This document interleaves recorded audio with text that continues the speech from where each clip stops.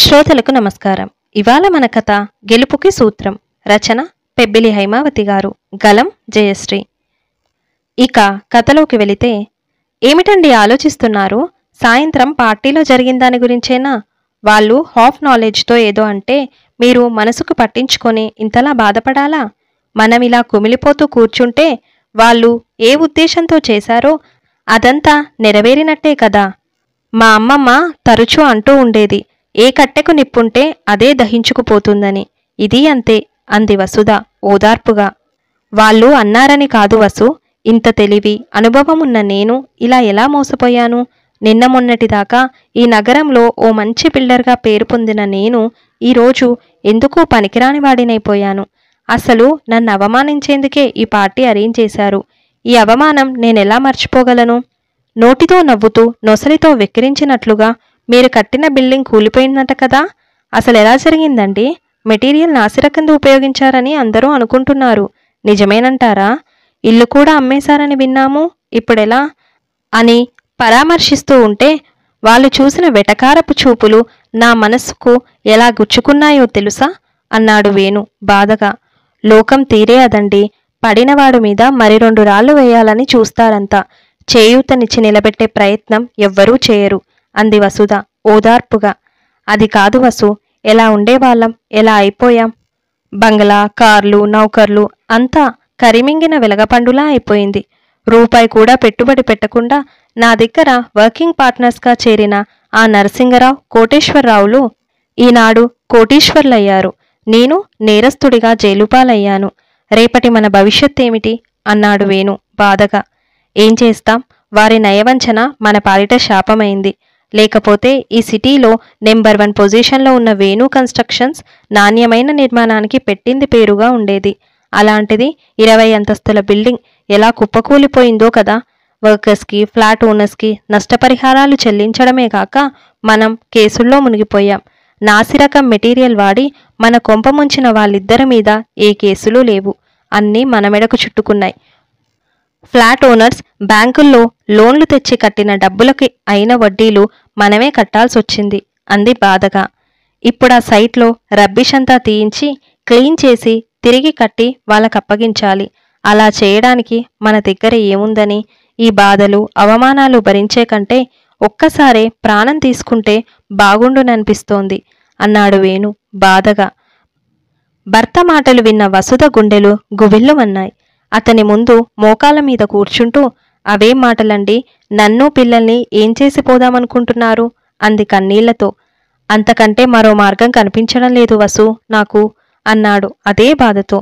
వద్దు, అలాంటి మాటలు అనవద్దు. జీవితం అన్నాక సముద్రంలో అలల్లా కష్టాలు వస్తూ పోతూ ఉంటాయి. అంత మాత్రాన జీవితం చాలించడమేనా? జరిగిందాన్ని మనము ఛాలెంజ్గా తీసుకుందాం. పోగొట్టుకున్న చోటనే పడిలేచిన బంతిలా రెట్టింపు పట్టుదలతో పని మొదలు పెడదాం.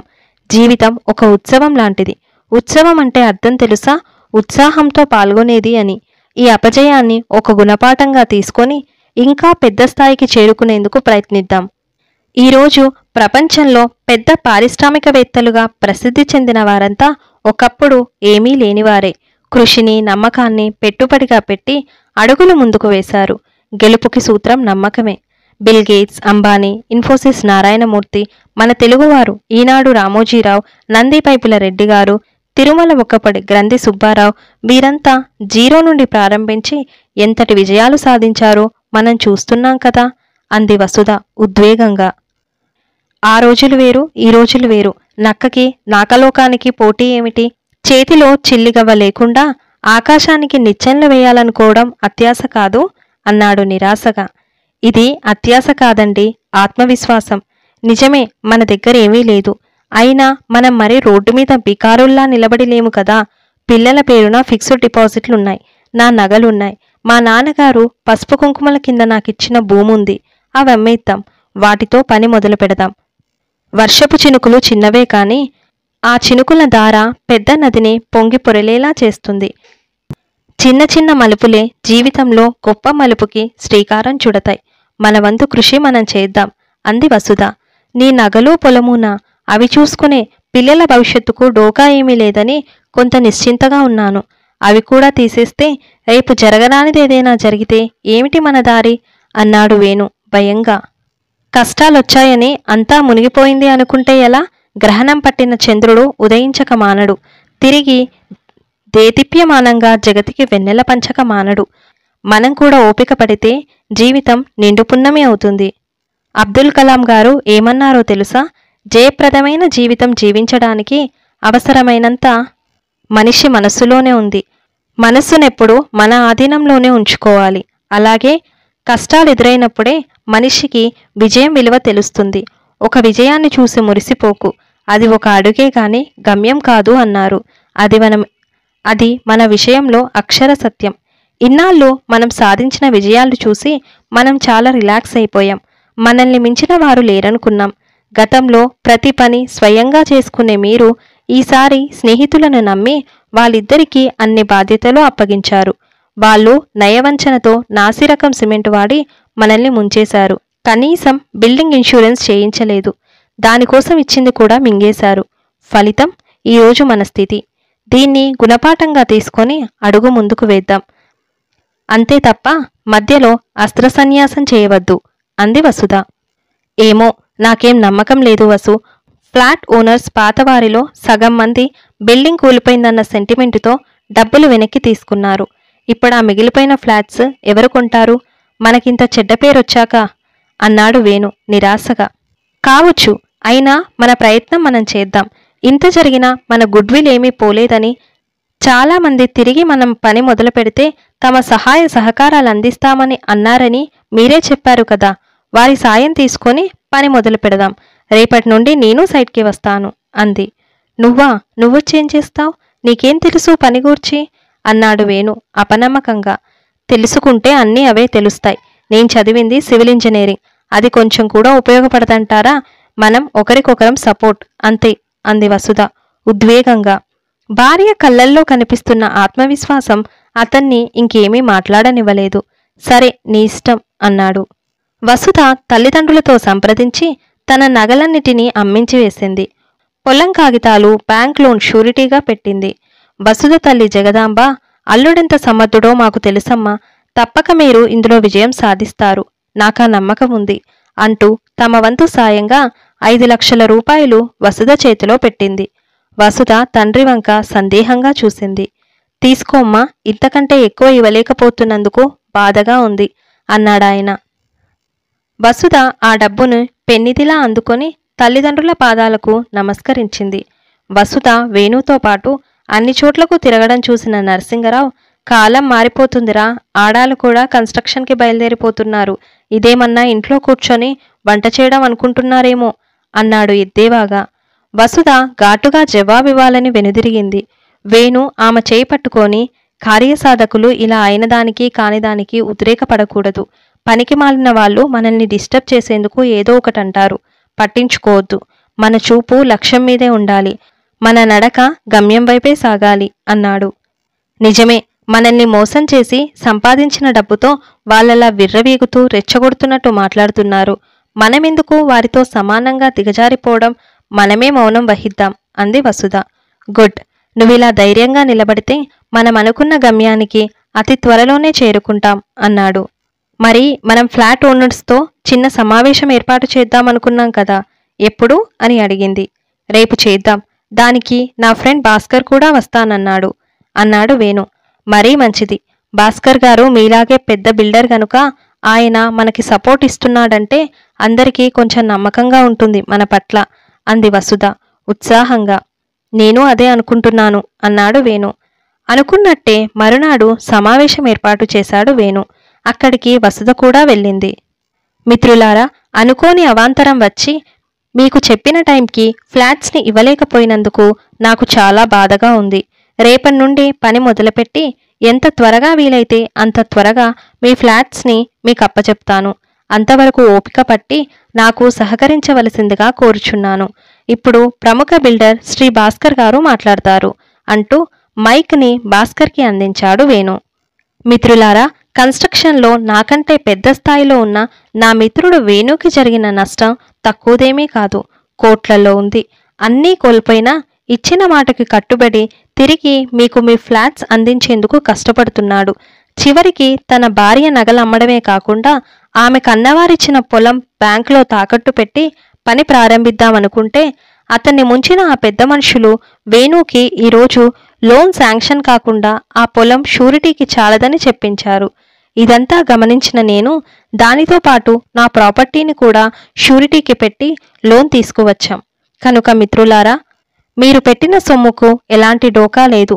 అంతేకాకుండా మీకేదైనా బ్యాంక్ సమస్య వస్తే నాకు చెప్పండి, నేను పరిష్కారం అయ్యేలా చేస్తాను అంటూ ముగించాడు. చివరగా వసుధ, అందరికీ నమస్కారం. ఈ నగరంలో వేణు కన్స్ట్రక్షన్స్ సంవత్సరాల తరబడి ఎన్నో నిర్మాణాలను చేపట్టి విజయవంతంగా పూర్తి చేసింది. ఇప్పుడు జరిగిన నష్టం గూర్చి నేను వివరించబోవడం లేదు. మా ముందున్న కర్తవ్యం ఈ బిల్డింగ్ని పూర్తి చేసి మీకు ఫ్లాట్స్ని అందించడమే.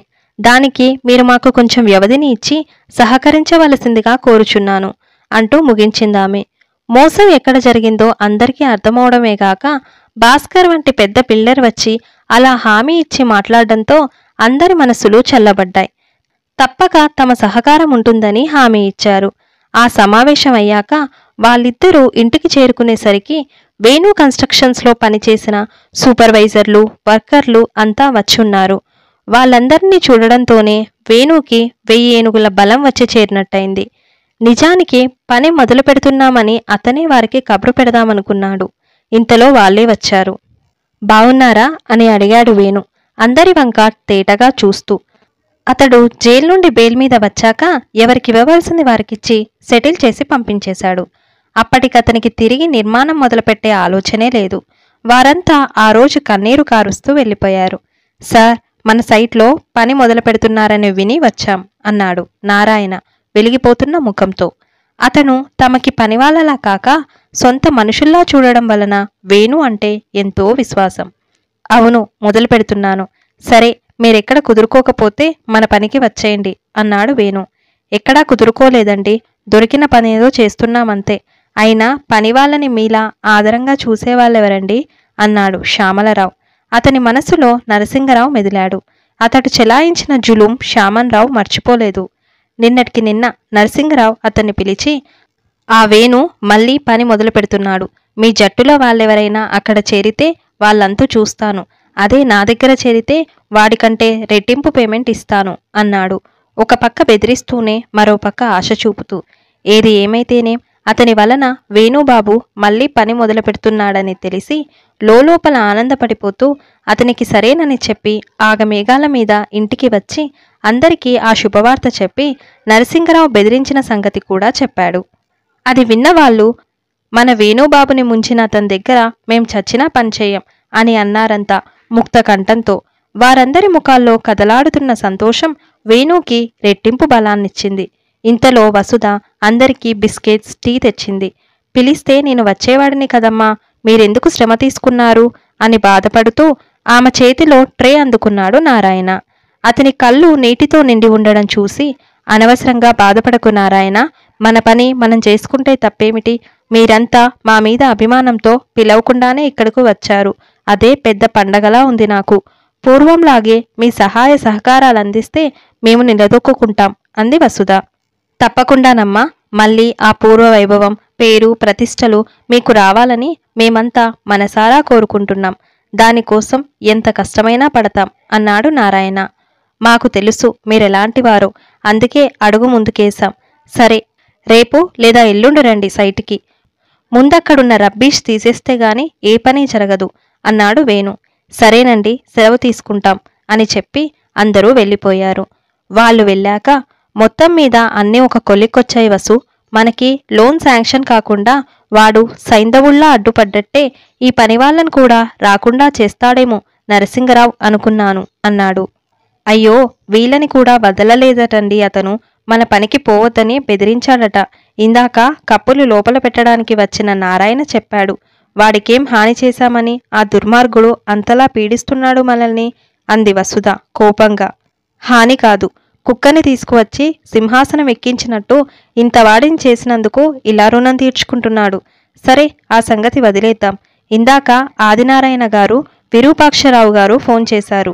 మెటీరియల్ కోసం ఎలాంటి దిగులు పడవద్దని, ఎంత కావాలంటే అంత తీసుకువెళ్ళమని చెప్పారు. అలాగే మిగిలిపోయిన ఫ్లాట్స్ని సేల్ అయ్యేలా చూస్తామని గట్టిగా హామీ ఇచ్చారు అన్నాడు వేణు ఉత్సాహంగా. పోనీలేండి, నరుడు చిన్నచూపు చూసినా నారాయణుడు మన యందునున్నాడు, అందుకే అందరూ మనకిలా సాయపడుతున్నారు అంది వసుధ ఆనందంగా. వసుధ ప్రతిరోజు భర్తతో పాటు సైట్కి వెళ్ళి అన్ని పనుల్లోనూ వేణుకి చేదోడు వాదోడుగా ఉండడమే గాక పాత ప్లాన్ బదులు ఇంకా అందంగా ఉండేలా కొత్త ప్లాన్ని డిజైన్ చేసి ఆఫీసుల చుట్టూ తిరిగి అప్రూవల్ చేయించుకు వచ్చింది. బిల్డింగ్ నిర్మాణం పూర్తయ్యేసరికి పాతదానికి కొత్తదానికి పోలికే లేకుండా కొత్త అందాలు సంతరించుకుంది ఆ బిల్డింగ్. మారిపోయిన దాని ఆకృతి చూసి మాకు వద్దంటే వద్దు అని వెనక్కి వెళ్లిన వారు కాస్త ఆ ఫ్లాట్స్ కోసం పోటీలు పడ్డారు. డబ్బు వాపస్ తీసుకున్న వాళ్ళు కూడా ముందు ప్రయారిటీ మాకే అంటూ వాదనకు దిగారు. దీనికి వసుధ ఇప్పించిన పేపర్ ప్రచారం, మెయిన్ రోడ్ మీద హోర్డింగ్స్ కూడా ఎంతో తోడ్పడ్డాయి. బిల్డింగ్ పూర్తయ్యేసరికి ఫ్లాట్స్ అన్నీ సేల్ అయిపోవడంతో ఎవరికివ్వాల్సింది వారికిచ్చి అన్నీ సెటిల్ చేసేశారు. అంతా అయ్యాక మాకు తెలుసండి మీరు అనుకున్నది సాధిస్తారని అంటూ వేణు హితులు సన్నిహితులు అతన్ని ఎంతో మెచ్చుకున్నారు. వసు, ఈ విజయమంతా నీదే. ఆ రోజు ధైర్యం చెప్పి నువ్వు నా వెనక నిలబడకపోతే నేనేమైపోయేవాడినో నాకే తెలియదు అన్నాడు భార్య వైపు అడ్మైరింగ్గా చూస్తూ. ఇందులో నా గొప్పతనమేమీ లేదు. ఒక చిన్న అవరోధం మీలో ఉన్న శక్తి సామర్థ్యాల్ని మసకేసిన పున్నమిలా చేసింది. ఈరోజు విజయంతో అది రెట్టింపై వెలుగులు విరజిమ్ముతోంది అంది వసుధ ఆనందంగా. అంతేకాదు, ఈ క్రైసిస్ వలన నీలో ఉన్న క్రియేటివిటీ బయటపడింది. ఎంత బాగా డిజైన్ చేసావు బిల్డింగ్స్ని. ఇప్పుడు నువ్వు వేరే కన్సల్టెన్సీ పెట్టుకుంటే నాకంటే నీకే బాగా డిమాండ్ పెరుగుతుంది. అంతొద్దులేండి, మన పని ఇద్దరం కలిసి చేసుకుంటే చాలు అంటూ నిండుగా నవ్వింది వసుధ. ఇంతటితో జయశ్రీ వినిపించిన 2019లో కెనడా డే కథల పోటీలో బహుమతి పొందిన కథ గెలుపుకు సూత్రం సమాప్తం. ఈ వీడియో మీకు నచ్చినట్లయితే లైక్ చేయండి, షేర్ చేయండి, కమెంట్ చేయండి. ఛానల్ని సబ్స్క్రైబ్ చేసి నన్ను ఎంకరేజ్ చేయండి. Thank you.